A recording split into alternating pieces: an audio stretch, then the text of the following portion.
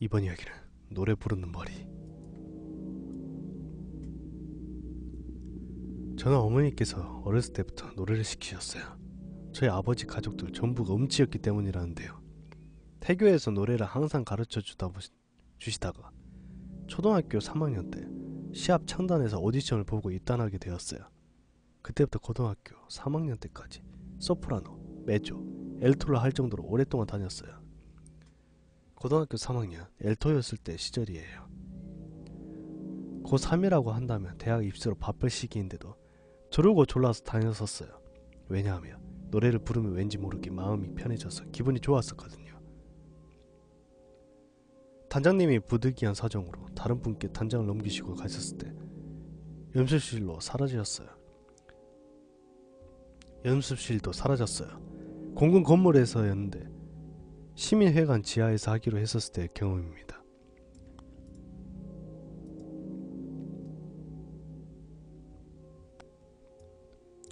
어느 때와 마찬가지로 새로운 노래를 배우기도 하고 배웠던 노래들을 다시 한번 연습하기도 하고 동요를 부르면서 안무도 서로 만들기도 하면서 지냈어요. 그런데 어느 날부터 소프라노가 지휘자 선생님께 혼나기만 했어요. 정확히 심의회관으로 옮긴 후부터였어요. 소프라노! 지금 뭐하는 거니? 소리가 틀리잖아! 보통 아직 자신의 소리를 자신껏 못 내는 초등학교 1학년에서 4학년까지의 아이들이 죄다 소프라노였어요. 비율을 따지고 보면 만약에 단원이 100명이면 소프라노 60명, 메조 30명, 엘토 10명 정도의 비율이었습니다. 엘토는 대략 고학년들이라 목소리도 크고 굵은 애들만 모였는지 지적당한 적이 없었어요.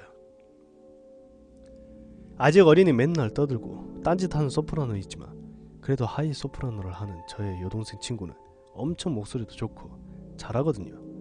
하이 소프라노는 그래도 연장자의 목소리가 좋은 애들만 있었는데 소프라노 애들 중에서도 같이 부르다가 하이 소프라노로 자신도 모르게 음을 따라가 신소리를 내는 학생들이 있다고 파악을 했었던 것 같아요. 지휘자 선생님은 한 명 한 명 시켜보았지만 신목소리를 내는 애들은 단 한 명도 없었습니다. 하지만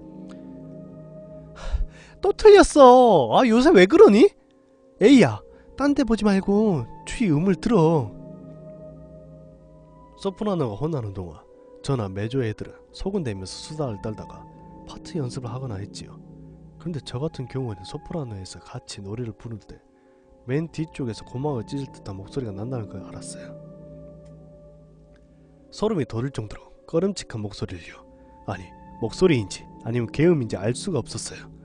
쉬는 시간 소프라노 애들은 자신들만 계속 노래를 불렀는데 그러게 힘들었나봐요. 허걱대고 땀을 흘리는 애들도 있었어요. 전 제 동생과 다른 아이들과 함께 간식을 먹고 있는데 소프라노 자리 맨 뒤쪽에 소리가 났어요. 그 마이크에서 소름 돋을 정도의 잡음 소리 있잖아요. 그것보다 더 고막을 찢는 듯한 소리가 들리더라고요. 비명 같기도 하고 정말 듣기 싫은 소리였어요. 그때 살짝 희미한 형태를 볼 수가 있었는데 아무도 없는 그 소프라노 맨 뒷자리턱에 사람의 머리 같은 것이 하나 올려져 있더라고요. 그날 간식 먹고 체해서는 저녁도 못 먹고 끙끙 앓았던 기억이 생생하네요. 헛것을 보았구나 라고 생각했던 것 뿐인데 연습이 있을 때마다 그 소름 돋는 소리가 들렸고 주위의 분위기가 싸늘하게 식는 것 같이 차가웠다고 할까요? 한 번 더 확인해보면 되는 것인데 고개가 안 돌아가더라고요. 지휘자 선생님께 시선을 떼지 말아야 한다는 규칙보다는 무서워서라는 느낌이 강했지요. 근데 그러던 어느 날 갑자기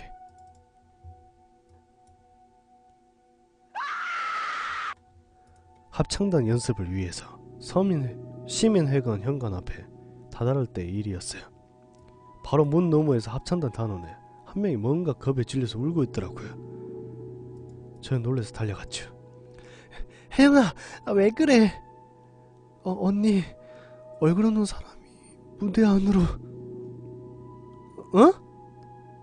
무대를 통하는 객석의 틈으로 얼굴이 없는 즉 목 위로는 얼굴이 없는 사람이 걸어갔다는 것이었어요. 하지만 곧 연습 시간이 다 되어 가기도 해서 겁먹은 혜영이를 다독이며 진정시켰죠. 괜찮다고 헛것을 본 거라고 말이에요.